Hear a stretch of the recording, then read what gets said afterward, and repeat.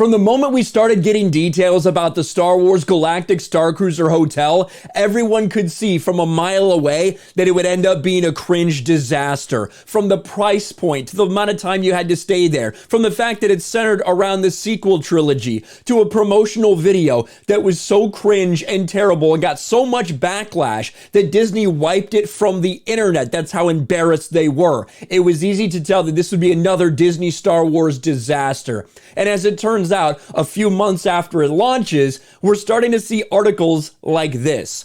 Why did the Star Wars hotel flop? Disney is desperate to find out. And there was a tweet that kind of started going around yesterday from Fatherly, which is this website here. A year ago, in August 21, we got word that Disney was about to launch a fully immersive Star Wars experience at Disney World. And this is the whole thing. Why did the Star Wars hotel flop? Disney is desperate to find out. Let's just go through the quote tweets, shall we? Let's go and see what people are saying. This is the most recent one, 2 minutes ago. Let's start with the cost to stay. $5,000 a night might be the reason. Maybe the outrageous price that 99% of consumers can't afford. I mean, $5,000 a night's a steal when you consider hiring Minnie and Mickey for 30 minutes costs $2,500. $5,000 probably feeds you too. I can tell you why it flops, because no one wants to spend $2,000 a night. Chapek, you fuckhead. Give me $4,000 and I'll tell you. $5,000 for immersive dinner theater when you're right next to Disney World because it was expensive garbage. Everyone is telling them exactly why. It was way too expensive for what they were offering. And that was plain to see for anybody. That's what we said from the beginning, especially when what they're offering so few people are interested in. And what they were offering was cringe. When we first started getting videos from inside with the singing, with the experiences, with the lightsaber training, with the shop that you could go buy to spend more money there, from the food itself, it didn't look like a good experience. Of course, the people that were paid to go there, they had great things to say about it. No problems for them, of course. They highly recommended you spend $5,000 of your hard-earned money to go. But for the vast majority of other people, that simply wasn't the case.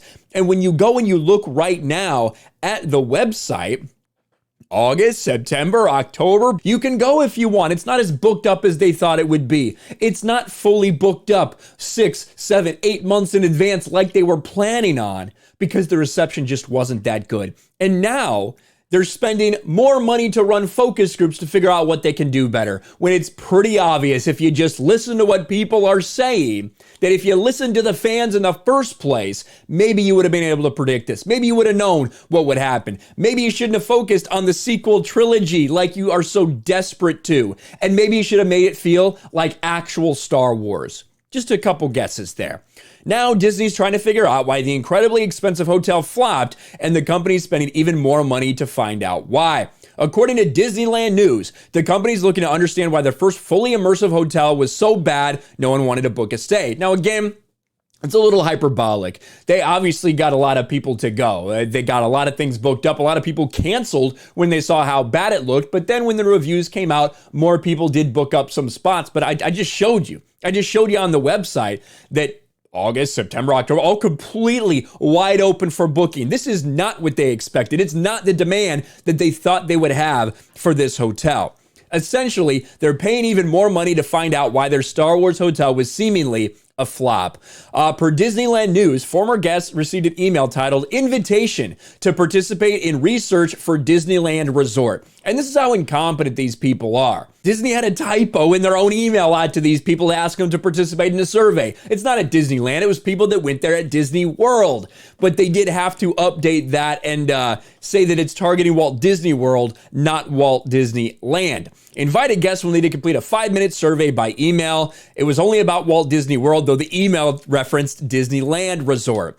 The focus group is a 90-minute virtual session. They'll get $175 via Disney gift card for their time. Now, it does cost a lot to do these focus groups, to hire these firms out to do that. Do they have internal people that might do it because it's something they do pretty often? Probably. But it's just so funny, like the website points out, that they're having to pay more money to figure out why people don't want to stay there, when money is the biggest factor for the vast majority of people. Sequel trilogy fans are already a little bit hard to come by, and they probably aren't as likely to have the resources that some of those original trilogy fans were. But as Kathleen Kennedy said, we don't want We don't want old white men coming to visit Disneyland. We're looking for a new group of fans. Well, you may have found that new group. Unfortunately, they don't want to go to your dog shit hotel. Let me know what you think about all this in the comments below. Smash a like button, subscribe to the channel, ring the bell for notifications, share this video out there, and I'll talk to you later. Thanks for watching, everyone, and a huge shout out to my patrons. I appreciate you guys so much. Want to follow me on Twitter or Instagram? Check out the description below. You'll find links to my P.O. box and my Patreon as well. And I'll talk to you guys later.